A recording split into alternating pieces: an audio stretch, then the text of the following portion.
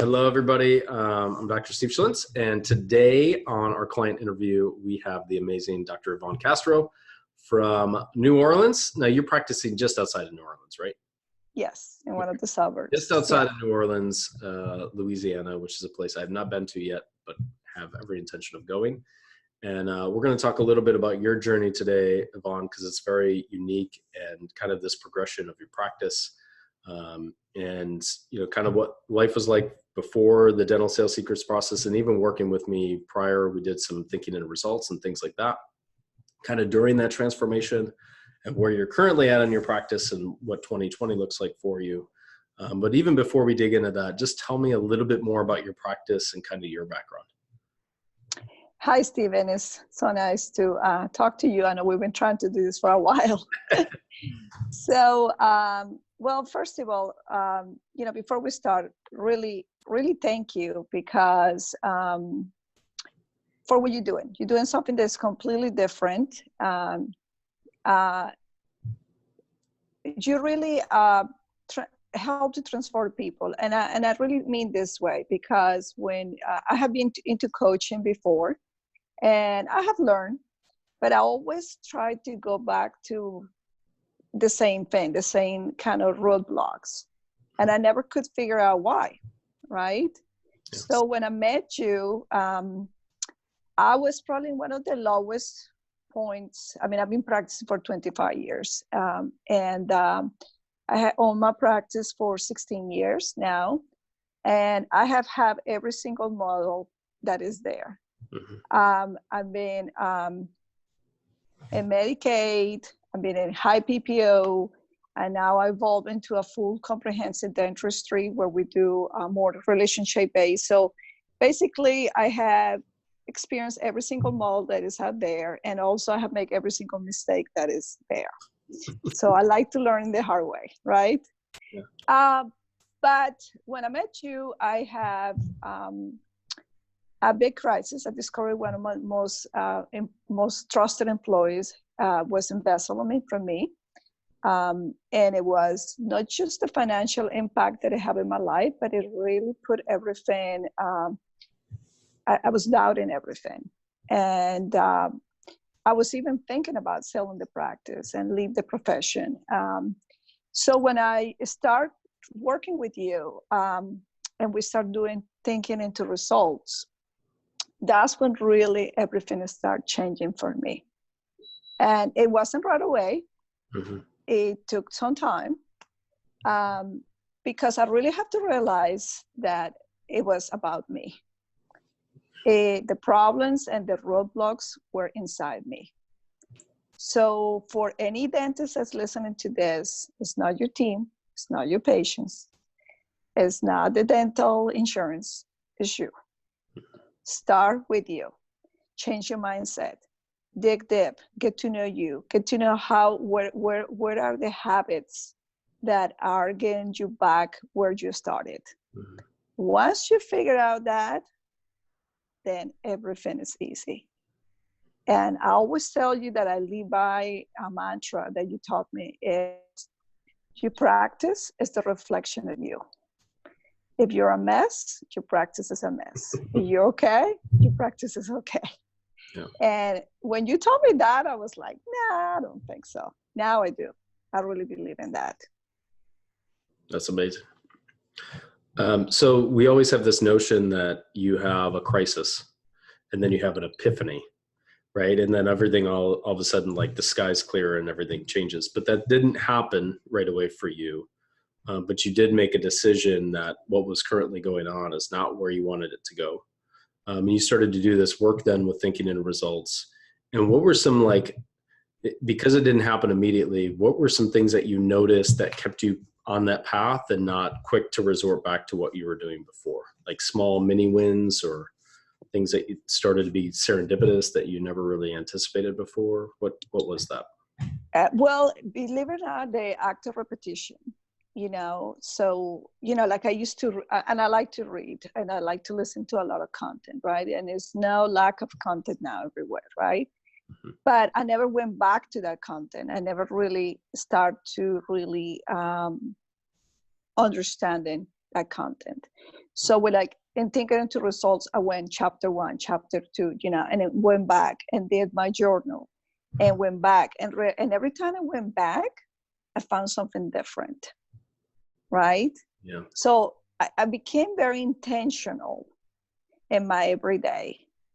I became very aware. And I think that's something that only working with your subconscious mind, you get there. Yeah. And I start to, and it takes time because that we're not trained to do that. And then I really start to realizing that a lot of I really realized that what I thought the problem was, it wasn't really the problem. Mm-hmm. A lot of the self-doubt that I put in myself, that I was good enough, that even that I did all the clinical training in the world and I was getting every single technology available, but it was never enough, right? It was always, what is next? What is next? What is next, right? And you get tired of that. And I realized that I have to grow inside, truly inside. And once that became, and I'm still growing, so there's no like I'm done. Right.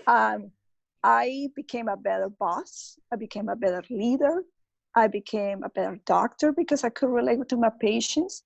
My confidence skyrocketed, but I also realized that every day is a gift, and I really do live it that way. And I do my best. My performance has improved tremendously, but it's because I'm intentional about it. It doesn't happen by accident.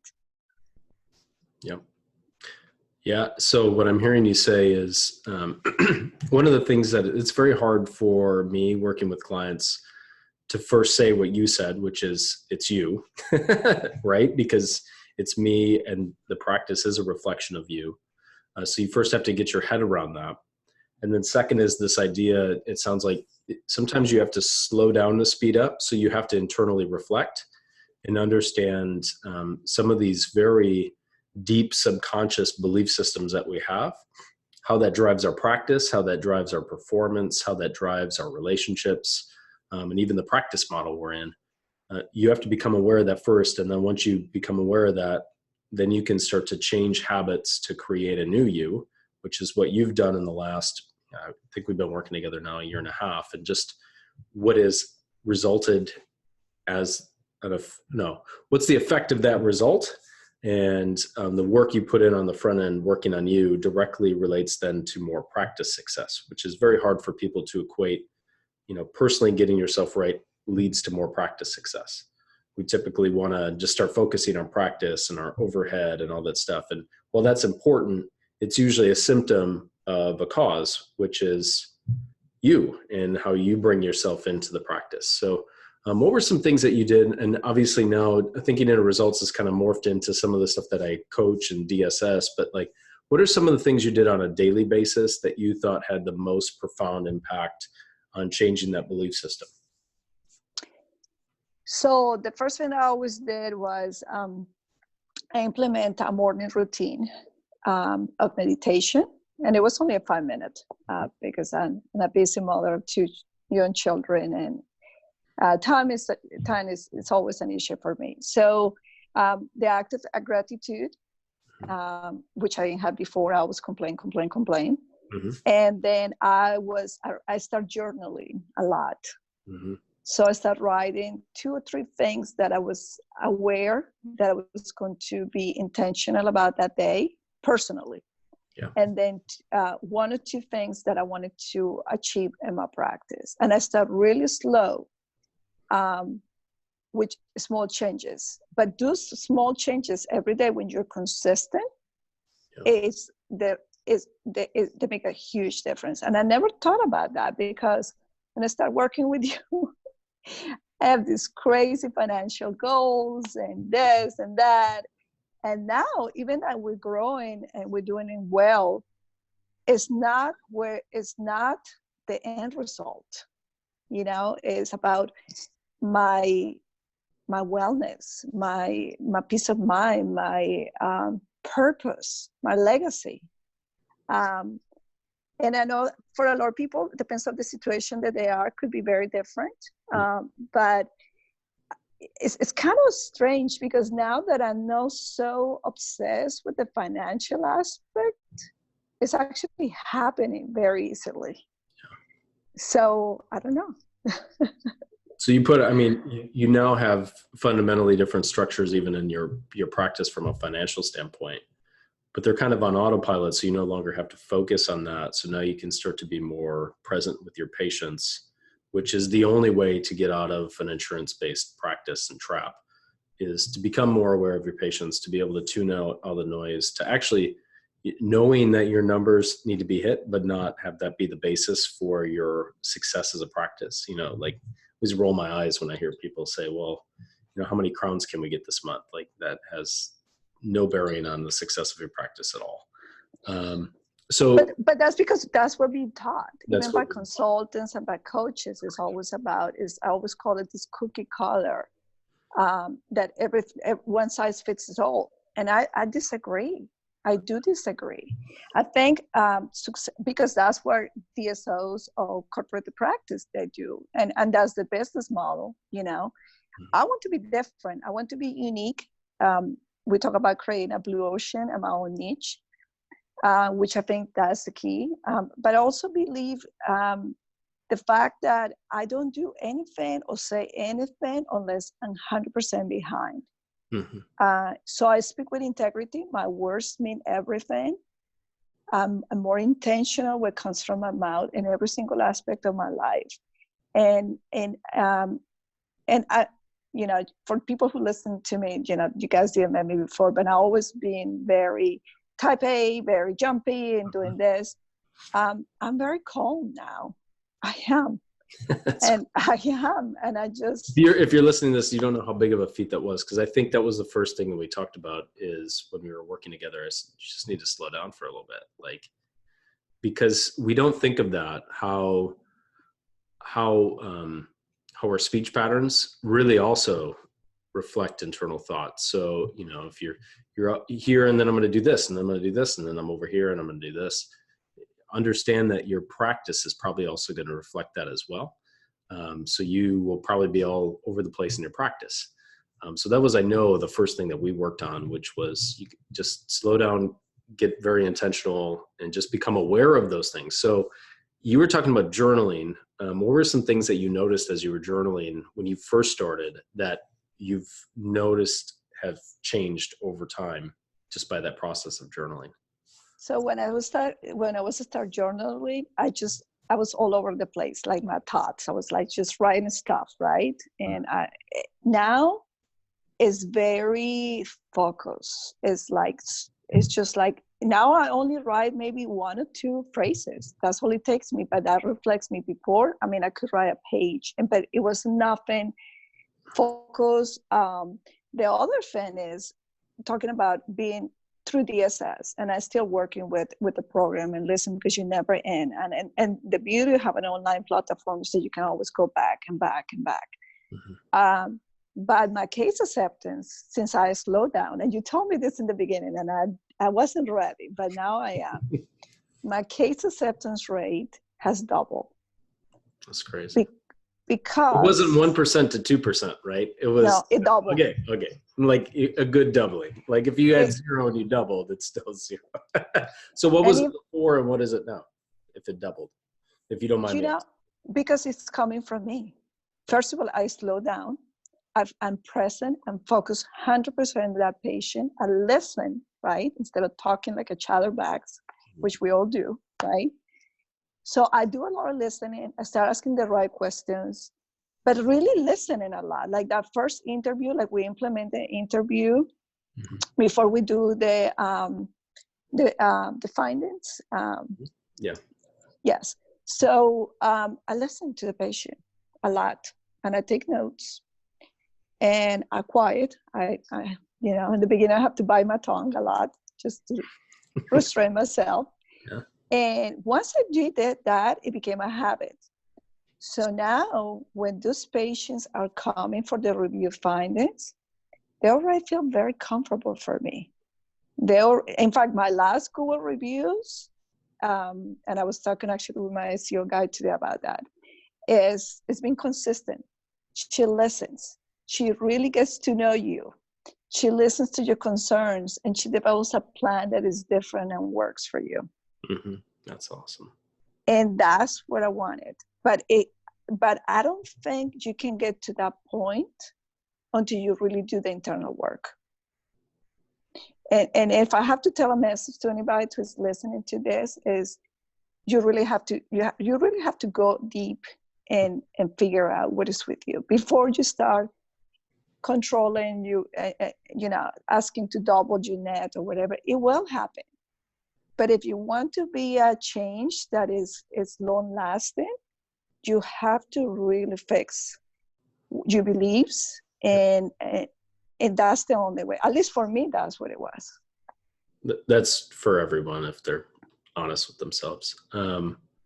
So you doubled your case acceptance, which is awesome.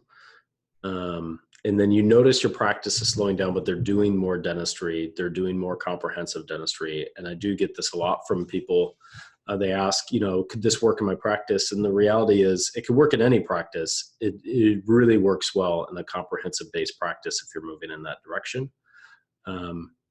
What has that done then for the practice and team morale now that you're doing these larger cases, or you're getting more case acceptance? What does that look like for your team?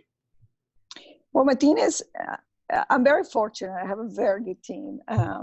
They share my vision, which is super important.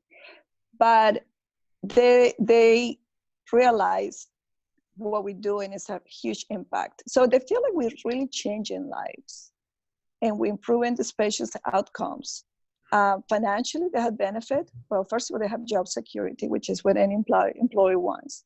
But the practice is growing in a way that it's going exactly at the direction that we want, which is seeing less patients.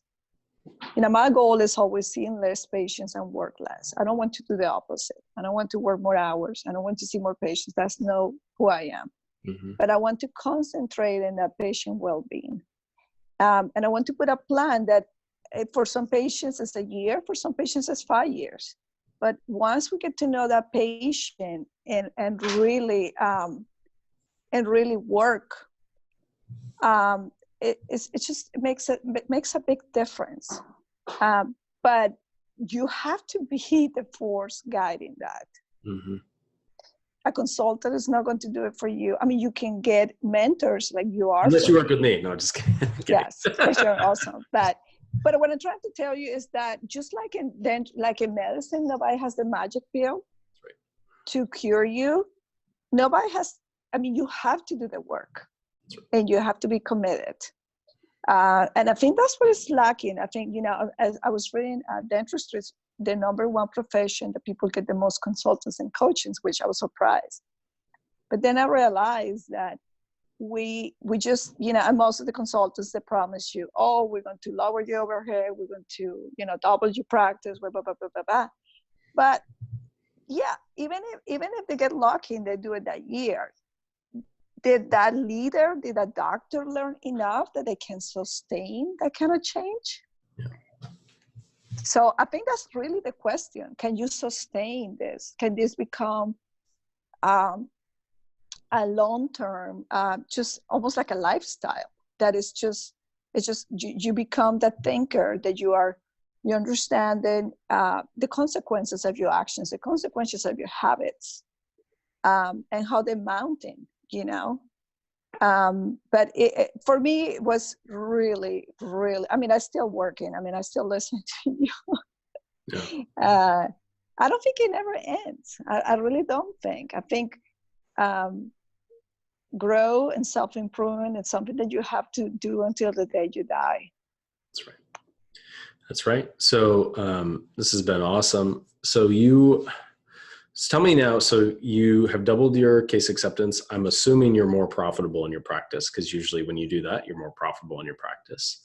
Do you have any specific numbers that you want to share with anybody? You just want to say, hey, the profitability is up. Like, what does that look like?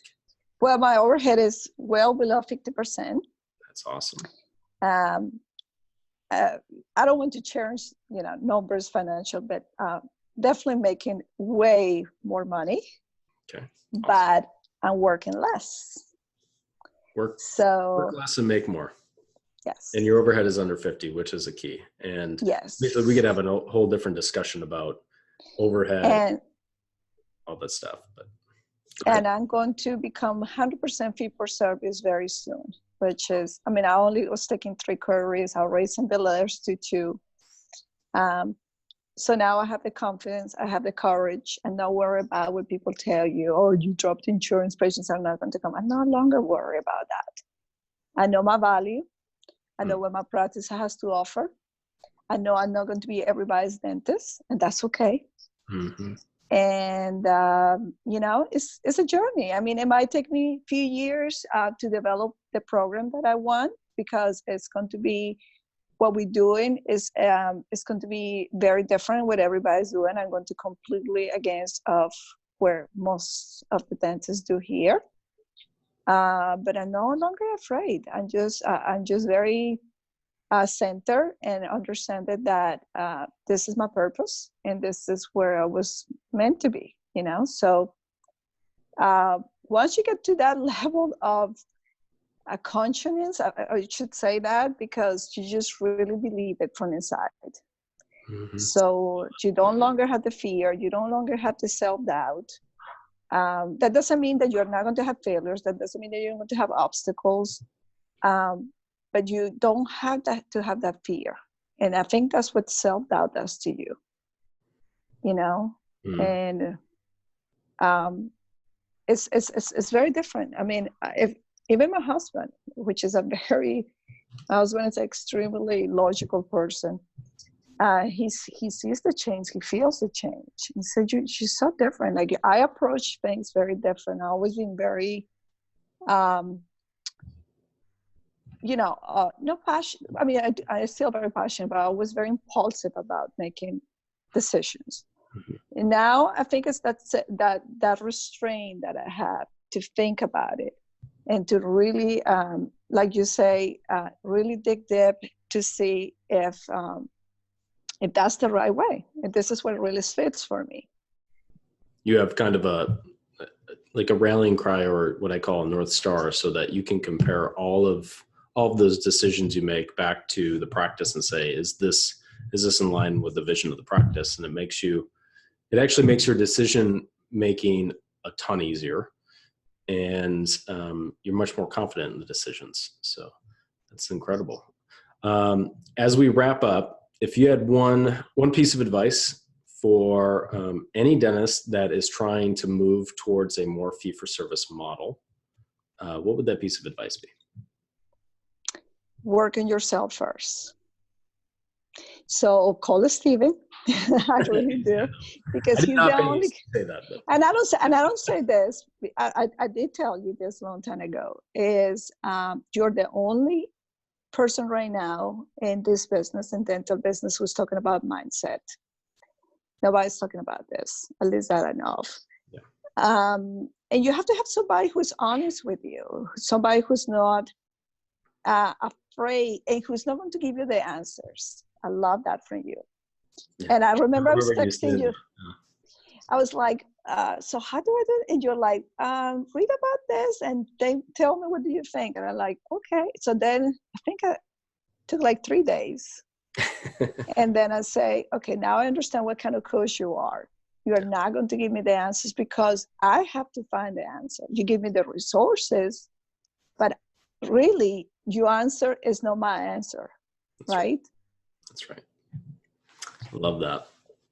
Work on yourself first. It's so paramount. It's one of the reasons that DSS has a ton of personal work on the front end, and that's being added to because I do find that it's the number one problem that every client that I've ever worked with, and myself, I mean, that was the big one for me, is understanding my belief system and my operating system and how to change that effectively. So I guess I do have one more question. So if you weren't in Thinking in Results or DSS, was there any other resources? Let's say that somebody was not going to do that, but they wanted to start to work on themselves. What resource did you get from me that wasn't necessarily a program that I was working with you on that you thought helped you? Was there a book? Was there a website? What was it? Anything? Well, we both in our conversations, we talk about a lot of books. I really like your book that you recommended, Psychocynetics. Yeah, psychocybernetics. Yeah, cybernetics. Yeah, really interesting. But I think, I just think, you can read a lot of mindset books and they're wonderful, but it's taking that action to really do the work and to really apply and to be consistent, because, you can say, oh, I'm going to, be more intentional about my words, right? And that sounds great. But if you don't really commit it to every day to be self-conscious, you have the tendency, this is a human thing, to go back and regress. That's right. So it's really until you get that kind of discipline to just keep doing it and the act of repetition. And then it just becomes a second nature. And I think that's what I will tell everybody. It's not going to be, like for me, I'm still working on it. It's much better. But I realize that this is something that I'm going to have to work forever. And you have to make that commitment. You have to be aware of that. Otherwise, it's just going to be one more program or one more book. Yep.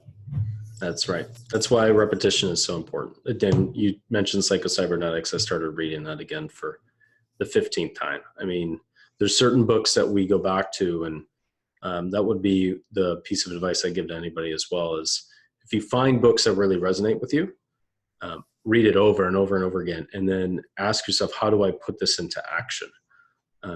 Because that is where the magic really lies. So, Yvonne, I want to thank you so much for your time today. I want to let you get back to, I guess, not working, because you work less and make more. So if